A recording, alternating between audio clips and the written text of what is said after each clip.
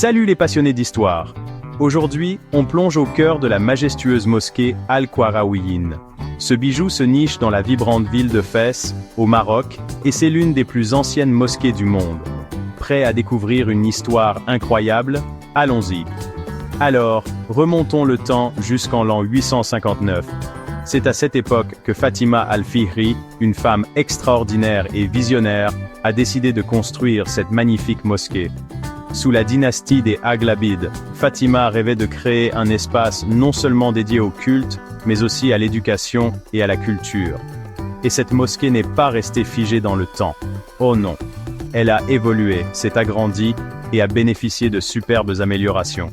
Au Xe siècle, un minaret impressionnant de 30 mètres de haut a été ajouté. Avançons jusqu'au XIIIe siècle, et voilà que le dôme subit une rénovation splendide. C'est comme si on voyait l'histoire se dérouler à travers l'architecture. En parlant d'architecture, parlons de ce qui rend Al-Qarawiyyin si unique. Imaginez une grande salle de prière avec 16 arcades élégantes, un minaret imposant et des motifs complexes qui mélangent des éléments islamiques traditionnels avec des touches de modernité. Un véritable chef-d'œuvre architectural. Et ce n'est pas tout. La mosquée abrite également une bibliothèque, une école coranique et des galeries d'art. Un véritable coffre au trésor de savoir et de culture. Mais ce qui distingue vraiment Al-Qarawiyyin, c'est sa signification profonde.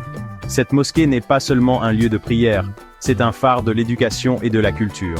Au fil des siècles, elle a attiré des savants, des penseurs et des visiteurs du monde entier.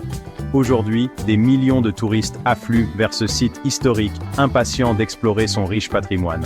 Alors, la prochaine fois que vous vous trouverez à errer au Maroc, assurez-vous de faire un détour par la mosquée Al-Qarawiyyin. Que vous soyez passionné d'histoire ou amateur d'architecture, cet endroit a quelque chose à offrir à chacun. Et n'oubliez pas, il ne s'agit pas seulement de pierres et de mortier. Il s'agit des histoires, de la culture et de l'héritage qui ont résisté à l'épreuve du temps.